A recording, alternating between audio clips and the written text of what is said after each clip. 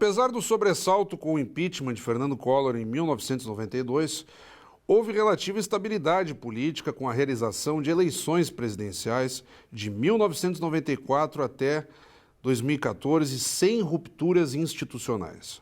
O Brasil não possui tradição de estabilidade democrática, mas manteve-se por mais de 20 anos com relações políticas em níveis razoáveis.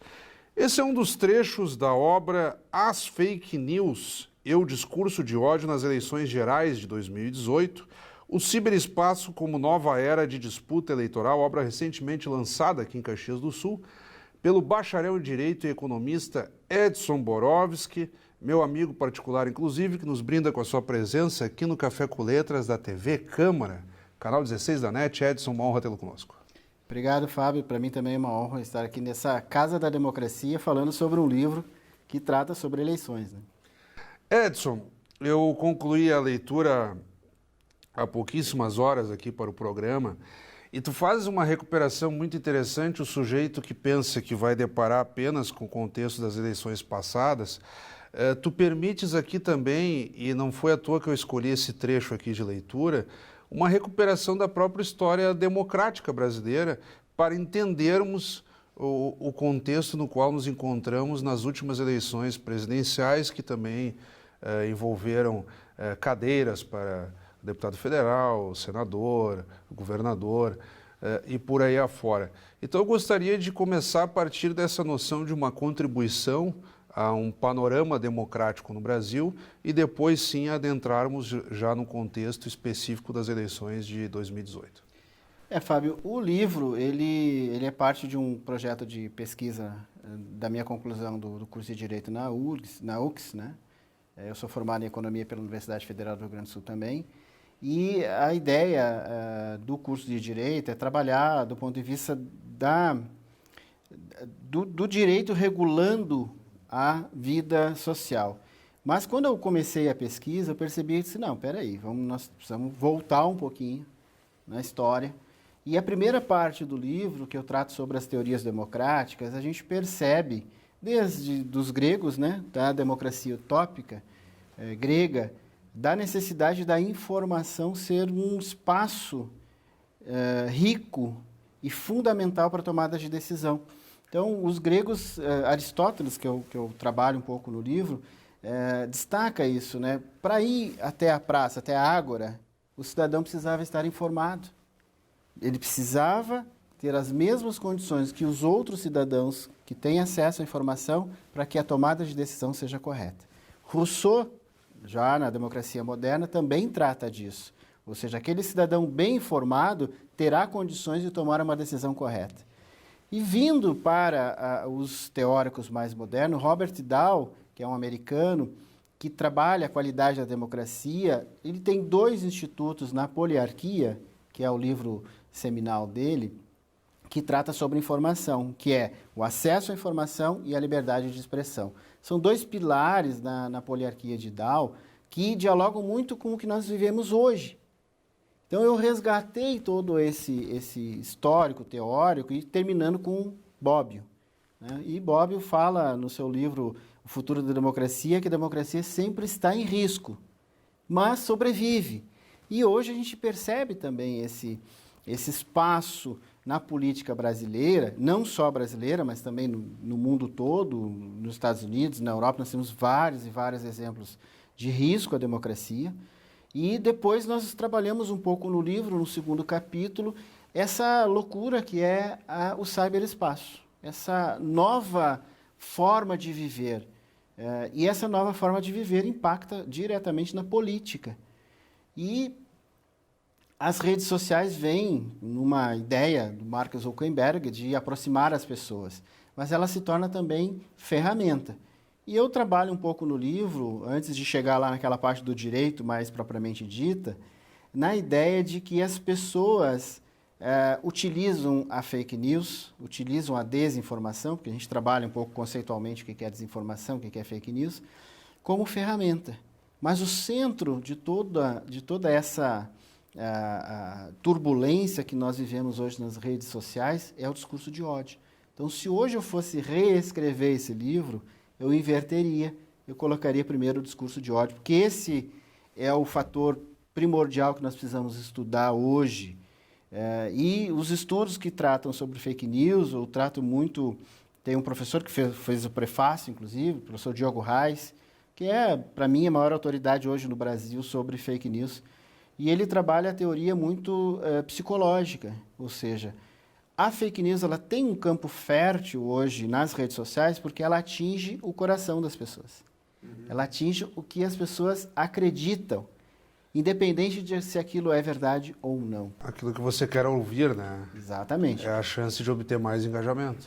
O engajamento, na verdade, toda aquela parafernália que a gente tem hoje nas redes sociais sobre algoritmos, ou seja, todos aqueles cliques que eu dou formam o meu perfil social. E os algoritmos acabam percebendo isso, nós temos vários estudos sobre isso, e direcionando toda aquela publicidade. Hoje, qualquer consulta que a gente faz na internet, a publicidade vem quase que online. Sim, você consultou um tênis, ele baixou de preço, Vem a mensagem, no Facebook já tem a mensagem, o WhatsApp está progredindo para isso também, para te receber material informativo. Ou seja, nessa nova dimensão das relações sociais, a política ela também é impactada, né? No livro, nós temos essa colocação também, quando tu citas a cibercultura, autores como André Lemos, Pierre Levy. O Pierre Levy, em dados momentos, chega a ter até uma perspectiva assim, idealista, até ingênua do cenário, porque ele acredita assim, numa multiplicidade de conhecimentos na internet, com uma grande biblioteca em que as pessoas vão ter acesso à informação, o que é verdade. Mas o problema é a interpretação disso, a adaptação que o conteúdo sofre. E aí eu li o teu livro muito com o olhar de jornalista. Tu escreveste aqui com a perspectiva de um advogado, sobretudo buscando subsídios para marcos legais que impeçam a deturpação das notícias. Porque as fake news nada mais são do que as notícias falsas. Então, na perspectiva do jornalista, a notícia é tudo aquilo que sai da ordem normal das coisas, digamos assim, a grosso modo. Se o cachorro morder o homem, está tudo certo. Agora, se o homem morder o cachorro, bom, vamos ter que apurar por que isso aconteceu. E aí as fake news entram num território diferenciado. E aí, quando tu citavas filósofos da modernidade, da contemporaneidade, desde a Grécia Antiga, mas há um ponto em comum nas tuas citações: o fato de o cidadão estar bem informado para viver a democracia. E até o conceito de bem informado ele é complicado, porque o sujeito, como tu mesmo citaste, vai buscar aquilo que ecoe na sua convicção pessoal. Então é aí que as fake news entram. Essas correntes de WhatsApp, os grupos. O sujeito muitas vezes tem uma formação intelectual privilegiada, vive uma condição econômica interessante, tem acesso muitas vezes aos próprios políticos, enfim, não depende só da mídia para se informar, então se julga muito bem informado, mas consome fake news que satisfaçam ao seu próprio desejo de interpretação dos fatos.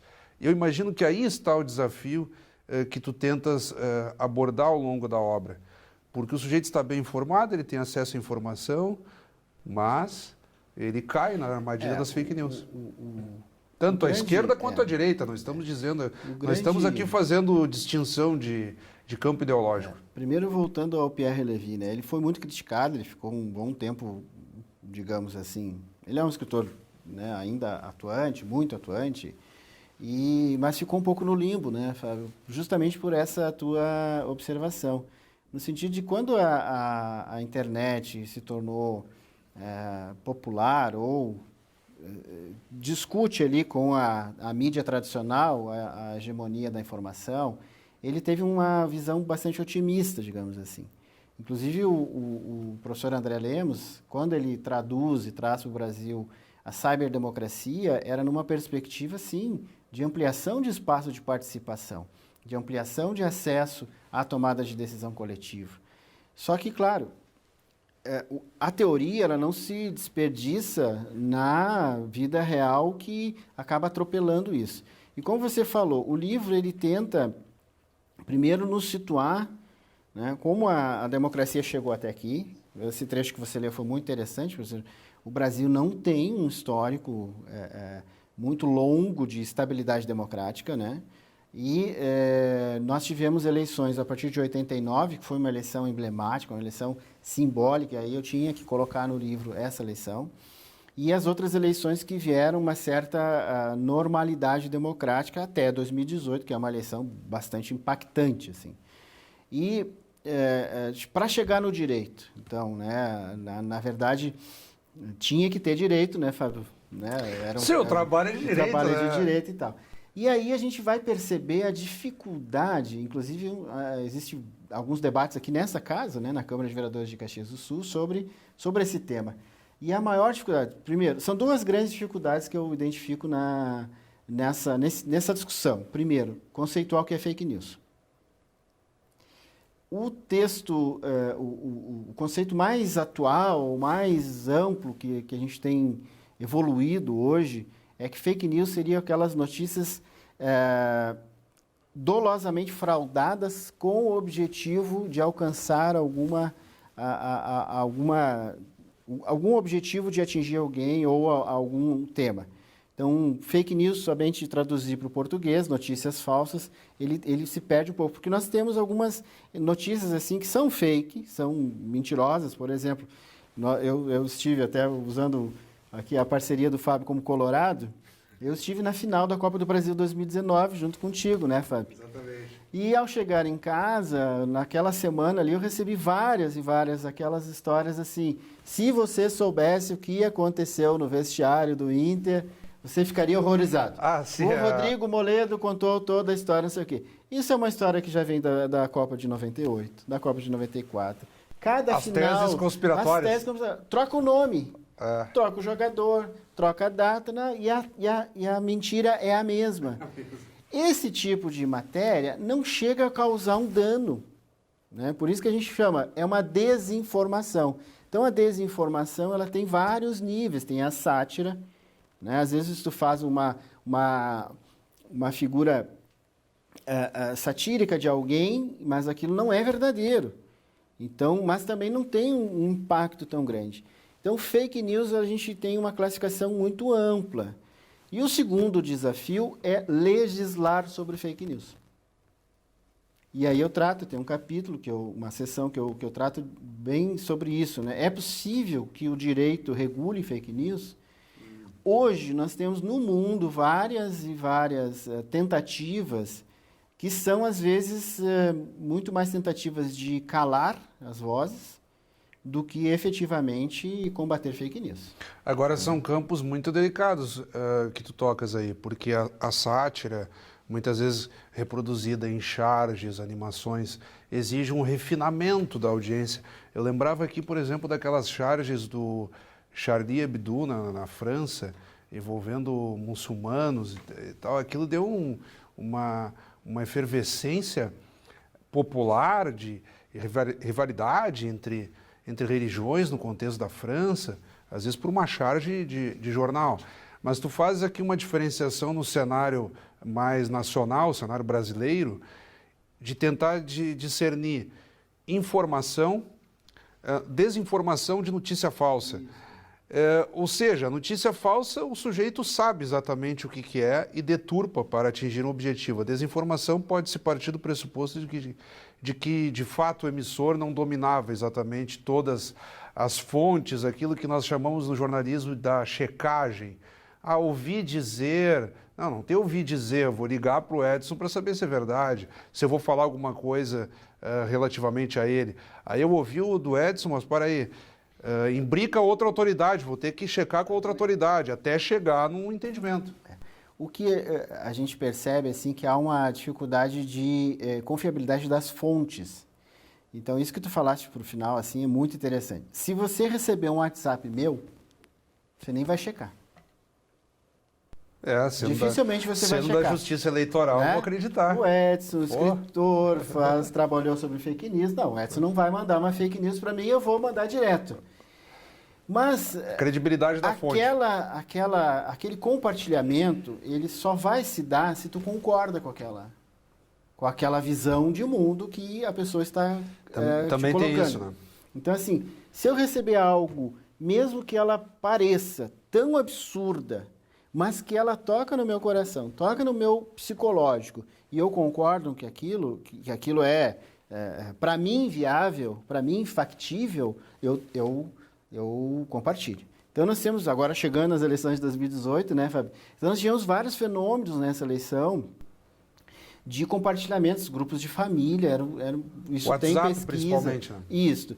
Nós temos, eu trato um pouco disso no livro, sobre as diferenças. Nós temos redes sociais, né, Facebook, WhatsApp, Telegram, Instagram, Twitter, e nós temos o que nós chamamos, então, de correios de mensagens eletrônicas. Daí, WhatsApp, esses que são de um para um, ou de um para muitos, né? Quando tu coloca no Facebook, Twitter, Instagram, tu coloca para o mundo todo.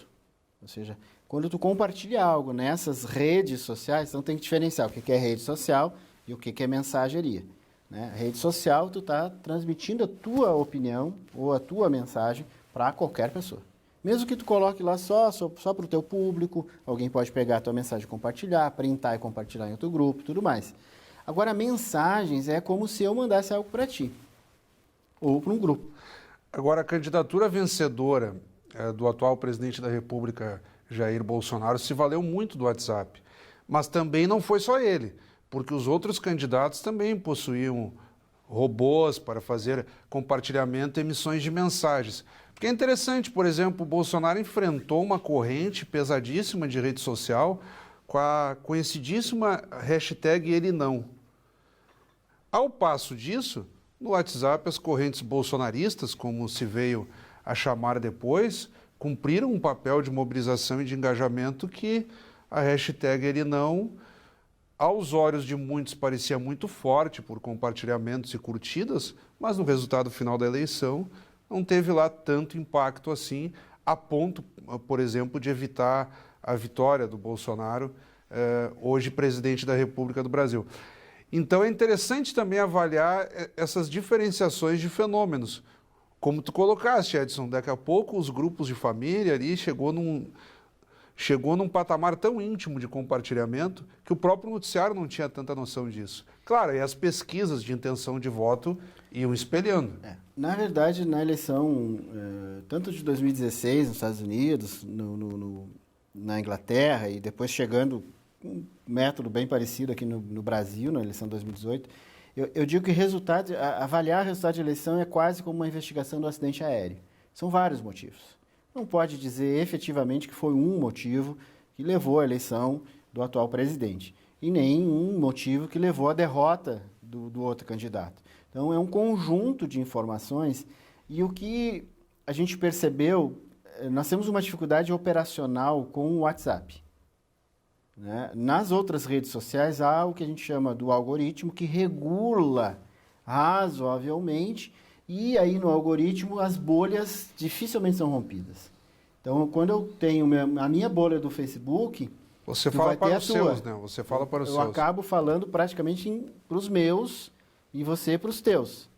E, geralmente não há uma integração tão grande, apesar de eu receber hoje de todos os aspectos. Agora, o WhatsApp, que foi a grande ferramenta utilizada em 2018, ela tem esse problema, primeiro, é direcionada. Eu posso escolher, em 2018, inclusive, não tinha Lei Geral de Proteção de Dados, não tinha Marco Civil da Internet para uma regulação um pouquinho maior. E eu não tenho o que a gente chama no estudo das comunicações, o chamado zero rating. Para mim, esse é um grande problema. O que é o zero rating, né? O zero confirmação? Através dos pacotes de dados das operadoras de celular, o WhatsApp ele nunca é bloqueado. Ou seja, acabam meus créditos lá do cartão, então eu estou lá na minha dificuldade de financeira, eu tenho um cartão no meu celular, acabou a minha internet. Mas o WhatsApp ele continua funcionando. E o que eu recebo numa mensagem, num grupo? E eu não posso confirmar aquela informação.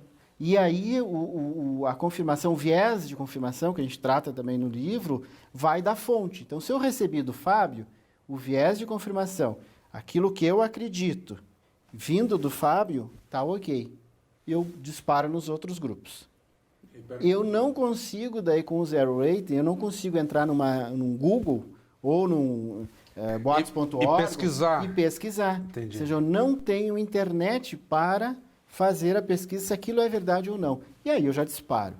E em 2018, nós evoluímos muito de 2018 para 2020, nós tínhamos bem menos barreiras, porque a grande dificuldade, né, Fábio, é a gente ter sempre o cuidado. Tem um projeto 2630 lá no Congresso, eu acho que aquele projeto é muito perigoso, né, muito ruim, textualmente ele é ruim, ele dá muitos poderes para os donos das redes sociais, e eu não acredito na regulação jurídica para aquilo que é sentimento. Nós tivemos, ao longo da nossa história, várias proibições da relação homoafetiva, e nem por isso as pessoas deixaram de se amar. Né? Então, não é por isso que as pessoas vão deixar, não é porque tem uma lei que diga não pode compartilhar fake news que as pessoas não vão compartilhar. Mas nós tivemos uma série de evoluções. Por exemplo, nós tínhamos grupos de 256 pessoas em 2018, que cada pessoa podia compartilhar quantas vezes queria para aqueles grupos. Hoje, tu pode compartilhar até 5 pessoas. Uma mensagem que tu recebe, você pode compartilhar 5 vezes. Se o WhatsApp percebe que aquela mensagem está sendo compartilhada seguidamente... Cai para uma. Cai para uma. Verdade. Ou seja, é aquela velha... Uma trava. Tu botar aquelas barreiras. Ou seja, quando eu lembro, sempre faço... Tem um colega que usa muito essa comparação. Por exemplo, as pessoas que andavam com alguma coisa na escada rolante, com carrinho, com moto, sei lá o quê. Tu bota os postezinhos para só passar a pessoa. Então, tu vai colocando barreiras para que aquela disseminação, que era uma coisa absurda, seja mais controlada. E, obviamente, os operadores dessas redes sociais têm que se preocupar mais também com isso. Então, eu avalio que, do ponto de vista jurídico, entrando um pouco na questão do direito, muito mais nós precisamos... nós temos já mecanismos, nós temos lei sobre calúnia, lei sobre crimes de difamação, de injúria, que podem ser utilizados. Eu falo isso do livro, por exemplo, chamar alguém, acusar alguém de um crime no Facebook é calúnia, é passível de punição, mas as pessoas pouco usam. Pouco usam. E, às vezes, só usam no período eleitoral. Passou a eleição, volta aquela postagem para o ar com a possibilidade de continuar difamando as pessoas. Então, esse é um tema bastante espinhoso. E entrando agora, já que não posso deixar de te responder, sobre a eleição de 2018, o que a gente apurou e o que a gente tem visto, assim, inclusive nos processos eleitorais e fora da eleição. Hoje nós temos um inquérito sobre fake news no STF, na minha avaliação muito bem conduzido pelo ministro Alexandre de Moraes, mas que também tem os seus limites legais. Na eleição de 2018, nós tínhamos o candidato vencedor, ele tinha 8 segundos apenas. E o horário eleitoral, nós temos várias pesquisas dizendo que o horário eleitoral ele não é mais o principal meio de informação das pessoas. Isso já há muito tempo. E em 2018, o principal meio realmente foi as redes sociais. Então, de nada adiantaria ele ter 30 minutos no horário eleitoral, como teve no segundo turno, tempos iguais, se não tivesse por trás uma grande estrutura na internet. E a dúvida que paira até hoje, e o livro trata disso, é aquela estrutura por trás e que garantia o disparo em massa de informações, na grande maioria, falsas, ela era bancada por empresários. A Folha de São Paulo é um jornal que tem várias matérias que trata disso. Questiona o custeio. Depois tem outros balanços que falam dos robôs de cada candidato. Quanto cada candidato investia nisso, no disparo. Mas aí se disparava informações corretas ou se disparava fake news também? A legislação eleitoral proíbe, né? Inclusive agora em 2016, 2020, a resolução de sua propaganda tratava especificamente disso. Né? Proíbe o disparo em massa de mensagens. Então, a investigação de 2018 era quem fazia essas... E além do disparo em massa ser irregular, o financiamento ser irregular, que as investigações levam a grandes grupos empresariais no Brasil que apoiavam essa candidatura e que permitiu, então, esse disparo em massa. Mas também, não existe disparo em massa que não bata em algum lugar e que seja acolhido. Nós sempre vamos voltar de novo à questão do viés de confirmação. Então, eu recebo aquela informação, se ela para mim, ela é legal, eu vou compartilhar. Se ela é do outro candidato que eu não gosto, eu seguro ou denuncio. Porque, assim, nós acabamos acompanhando uma série de... Tem um site que eu cito aqui que identificou 160 cards, que é muito fácil de compartilhar, com mensagens falsas. Por exemplo, vamos falar aqui da tal da mamadeira de piroca, né, Fábio? Quem é que acredita que alguém vai, né, distribuir nas escolas uma mamadeira com o bico, um pênis para as crianças? Ou seja, é uma coisa absolutamente fora de qualquer padrão racional. Mas eu recebi. Não sei se tu recebeu, alguém recebeu. E as pessoas recebem e compartilham, porque aquela mensagem dizia, tal candidato é isso que ele defende. Olha, viu? Né? O cara defende isso. Então, assim, é algo tão absurdo que só tem condições de viralizar se aquilo bate na minha crença. Então, nós trabalhamos muito mais com crença do que com razão. Então, essa a conclusão um pouco do livro. E aí, voltando ao início, bem do início, e do discurso de ódio, né? Então, o discurso de ódio, ele transforma as pessoas em vetores daquilo que ela tem de total indignação. E aí, entrando numa seara assim, de sugestões até, de leituras, tem um livro muito interessante que assim, me caiu no colo por acaso, sabe? Que é o do Chomsky, Noam Chomsky, sobre a decadência do sonho americano. Então, quando as pessoas perdem... nós vivemos uma crise desde 2008 no mundo, agora meu sangue economista aqui, né? Uma crise de 2008 para cá, que ainda, tirando o mundo oriental, a China e a Índia principalmente, nós não superamos ainda, né? Então, não superamos, assim, do ponto de vista da reestabilidade econômica, de uma situação mais tranquila. Mas as pessoas perderam tudo, isso que o Chomsky fala. Tratando do caso americano, principalmente da eleição de Trump. E aí chega alguém que fala algo que tu quer ouvir. E isso te convence. O novo na política tem muito disso. Eu não quis te interromper, Edson, porque tu vinhas num raciocínio muito bom e até tocaste num último ponto que eu iria te provocar, no sentido do desfecho da obra. Tu citaste aí projetos de lei, o livro enumera dezenas de projetos de lei em tramitação no Congresso Nacional, ao que dialoga com o contexto da própria Câmara Municipal de Caxias do Sul, uma casa legislativa, no sentido de tentar cercar melhor esse tema, e tu colocaste aí na tua manifestação, e está no livro também, os riscos desses marcos regulatórios. Não é bem assim sair por aí regrando, assim. Precisa ter um certo cuidado. Nós não chamamos a vinheta das dicas do autor, mas tu já recomendaste também uma obra do Chomsky, então acredito que também contemplamos essa parte. Eu vou pedir que de forma breve, então, agora, num minuto final, digamos assim, tu tentes cercar essa temática tão complexa que tentamos aqui de forma breve, assim, dar pistas e passeadas por todo esse panorama histórico e de contribuição de combate às fake news. Ninguém quer notícias falsas, ninguém quer manipulação, mas sim que o jornalismo e os elementos que circulam pela opinião pública sirvam para formar a cidadania, esclarecer, como estamos fazendo aqui pela TV Câmara.